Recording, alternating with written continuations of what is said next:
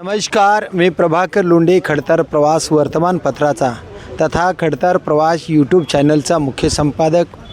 आज आपण धाराशिव पंचायत समितीमध्ये आलेलो आहोत। या ठिकाणी हबप काय नाव म्हणलं?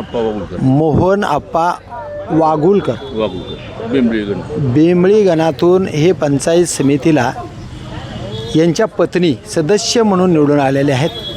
पण निवडून कशा आल्यात हे आश्चर्यचकित होण्यासारखा प्रकार आहे। यांच्या विरोधात पंचायत समितीचे माजी बालाजी गावडे हे उपसभापती होते आणि ते सभापतीसुद्धा होते। त्यांचा पराजय करून हे निवडून आलेली हस्ती आहे। नेमकं कशा पद्धतीनं लोकांनी कौल दिला ते आपण त्यांच्या तोंडातून ऐकणार आहेत। आपल्यासोबत आहेत वागुलकर आप्पा हबप महाराज। आपण त्यांना विचारूया। महाराज, खडतर प्रवास यूट्यूब चॅनलमध्ये आपलं स्वागत आहे। खरं म्हणलं तर हे क्षेत्र तुमचं नाही, पण ह्या क्षेत्राकडं जनतेनं तुम्हाला वळवलं। अशा पद्धतीचं तुमच्या तोंडातूनच नाही तर इतराच्या तोंडातून सुद्धा आम्हाला ऐकायला मिळालं। काय लोकांची अपेक्षा काय होती की एक सभापती असणारा व्यक्ती पराजय झाला आणि भाजपाचा तो आर्थिक बाबतीत प्रबल आणि बराचसा अर्थव्यवहार भाजपाच्या माध्यमातून पूर्ण देशामध्ये झाला ही जनता सांगते। धाराशिव जिल्ह्यामध्ये सुद्धा आर्थिक व्यवहार मोठ्या प्रमाणामध्ये झाला, तरीसुद्धा बलदंड असणारे सभापती, माजी सभापती असणारे व्यक्ती पराजय झाले। काय जनतेची ताकद आहे आणि जनतेच्या मते तुम्हाला काय सांगा वाटतं?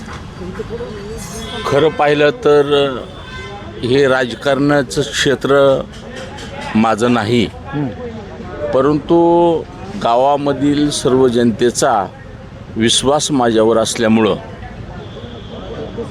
प्रत्येक जातीमधले प्रत्येक समाजामधला घटक मला म्हणू लागला की आप्पा तुम्ही पंचायत समितीला उभा राहणं गरजेचं आहे।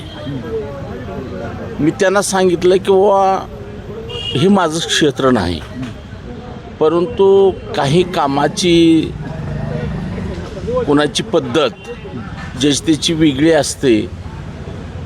तेव्हा लोकांनी विचार केला की आपल्या गावासाठी मूळ प्रश्न आहे पाण्याचा, रस्ते आणि लाईट। ह्या तीन वस्तू झाल्या की जनतेला बाकीचे काही चौथ्या गोष्टीची गरज नसते। तेव्हा यासाठी आपलं बेंबळी हे गाव मोठं आहे आणि त्या गावामध्ये आपल्याला सुविधा पुरवण्यासाठी पाठपुरावा करण्यासाठी लोकांनी माझ्यावर विश्वास टाकला। परंतु आज राजकारण करायचं म्हणलं की ते परिस्थिती असली पाहिजे, पैसा असला। परिस्थिती नाजूक असताना सुद्धा या राजकारणामध्ये तुमचा किती मतांनी विजय झाला?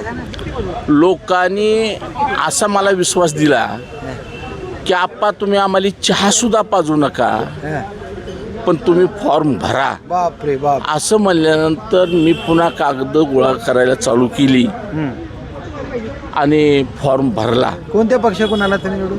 मी उद्धव बाळासाहेब ठाकरे शिवसेना पक्षातून फॉर्म भरला आणि मला खासदार ओमदादांनी EB फॉर्मसुद्धा दिला। बरं, पण मी त्यावेळेससुद्धा बोललो की बाबा मी उभारलोय, पण एक पक्ष म्हणून नाही तर सगळ्याच समाजामध्ये, सगळ्या जातीगोतीमध्ये समविचारी धारणा माझ्यात असल्यामुळं मला सगळ्या जातीमधले, सगळ्या समाजामधले लोक उभा राहा म्हणतात, म्हणून मी फॉर्म भरतोय। तेव्हा या ठिकाणी पक्षाचा कुणीही इथं लेबल लावून माझ्यामुळं आला असं म्हणण्याची कुणी गरज नाही। बरोबर। तेव्हा मीच थोडं माझ्या मागं कशी लोक आहेत, कशी मला निवडून देणार आहेत, हा एक इतिहास मला घडवायचा आहे। किती मतानं विजय झाला तुमचा? मी 88 मतानं विजय झालो। वा वा वा वा! आर्थिक बाबतीचा खर्च किती आहे साहेब निवडणुकीचा तुमचा? पैसाच नाही, लोकच मला चहा पाजायचे।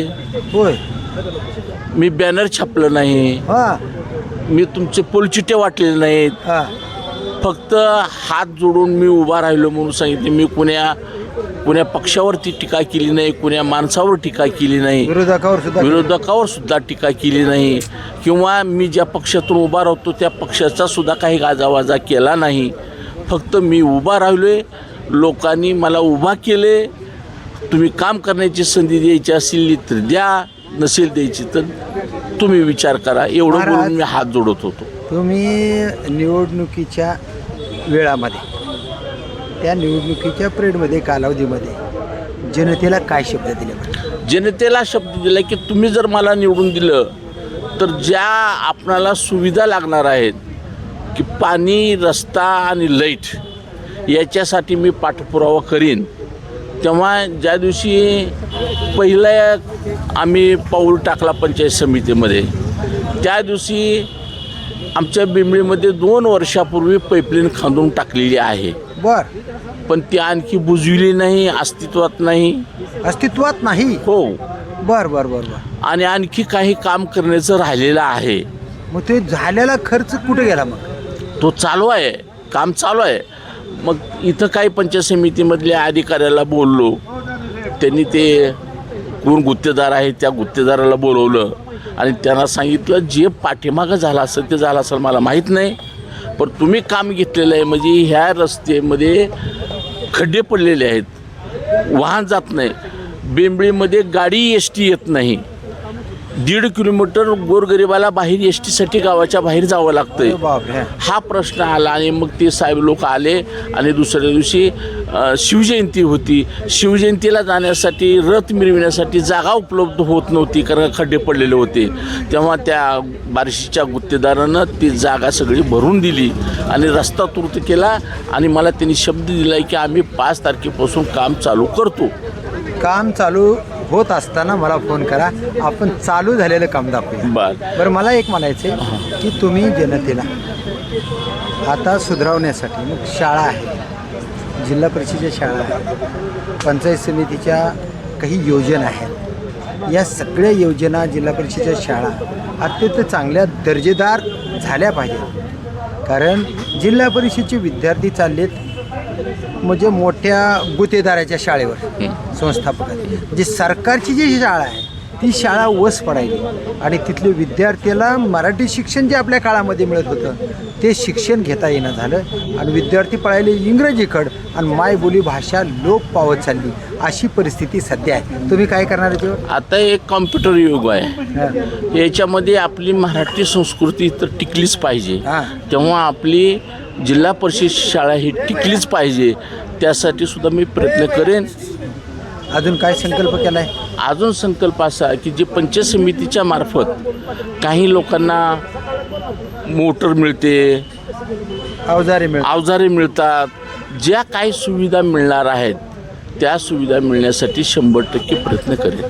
बरं, आता तुम्ही सांप्रदायिकमध्ये आहात, तुम्ही जनतेला समानतेचा संदेश हजारो वर्षापासून तुकाराम महाराजांच्या काळापासून, माऊली महाराजांच्या काळापासून चालत आला आहे. त्याच्या माध्यमातून जनतेला काय संदेश देणार? तुमच्या प्रभागातच नाही, तुमचा आवाका खूप मोठा आहे, ही गणाच्या 10-12 गावाचा विषय नाही. जनतेला काय संदेश देणार तमाम देशातल्या, जगातल्या जनतेला? सगळ्याला संदेश द्यायचा म्हणजे मी एक वारकरी आहे, आणि वारकरी असताना आम्ही ज्यावेळेस काही कीर्तनाचे वगैरे कार्यक्रमाला आम्ही जातो त्यावेळेस कीर्तनाच्या माध्यमातून सुद्धा जगद्गुरू तुकोबारायांनी जो संदेश दिला की बाबा प्रपंच करा, पण प्रपंच करीत असताना सुद्धा परमात्मा करा आणि आपली संस्कृती ही टिकून धरा, हा जगद्गुरू तुकोबारायाचा संदेश आहे.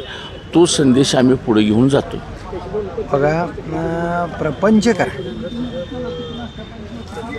संसार करावा नेटका, कोठेच नसावा फाटका, असं तुकाराम महाराज सुद्धा म्हणाले गेले. संसार करीत असताना जनतेमध्ये कशा पद्धतीनं जनता वागली पाहिजेत, काय सांगितलं?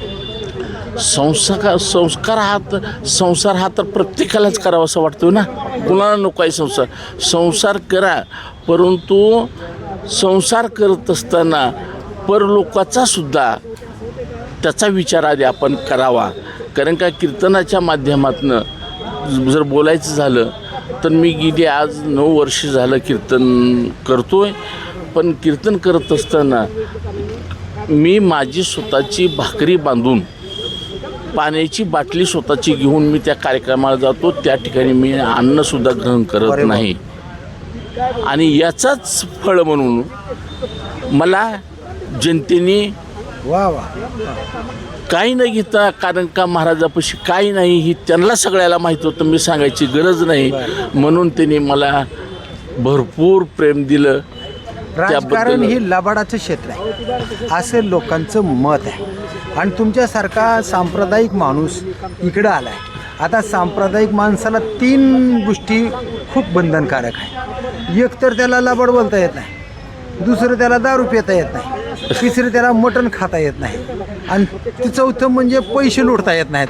4 आता या सगळ्याच गोष्टीपासून वंचित राहून तुम्ही जनतेची सेवा करायचं तुमच्या पुढं फार मोठं कोड आहे. कसं करणार हे? कसं फार सेल्फी आहे ते, तेवढं पत्रकार एवढं काय अवघड नाही. कारण का ह्या गोष्टी आम्ही पहिल्या शिकलेलो. कारण का ज्यावेळेस कार्यक्रमाला जातो त्यावेळेस आम्ही निष्पाप सेवा करतो. बरोबर. आणि त्याचंच फळ हे मी तुम्हाला आत्ताच बोललो की त्याचंच फळ मला भेटलेलं आहे. परंतु पैसा कमवायचा म्हणल्यानंतर अनेक आपण आपल्या परिस्थितीमध्ये कष्ट करून आपल्याला पैसा कमवता येतो. परंतु परमात्मिक नावावर जर पैसा कमवत असेल तर तो हराम आहे. जगद्गुरू तुकोबाराय यांनी सांगितले की तुम्ही जर समजा कीर्तन करायला गेलो आणि कीर्तनात जर पैसे घेत असाल तर देती घेती नरका जाती, असं जगद्गुरू तुकोबाराय यांनी सांगितले.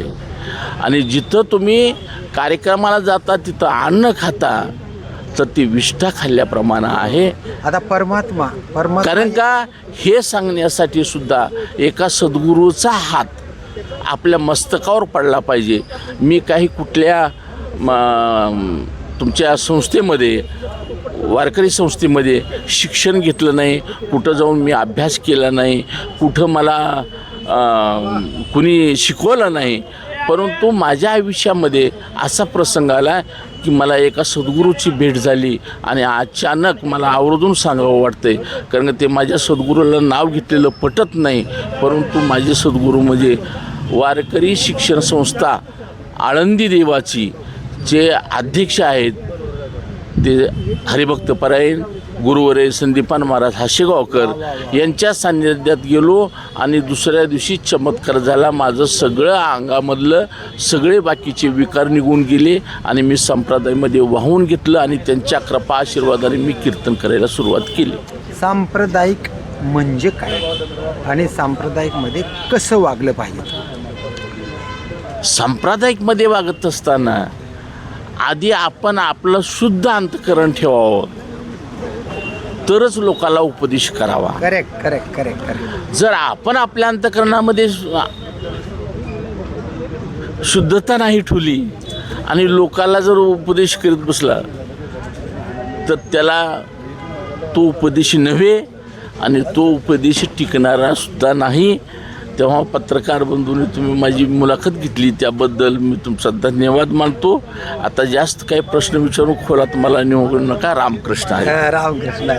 नाव सांगा ना. माझं नाव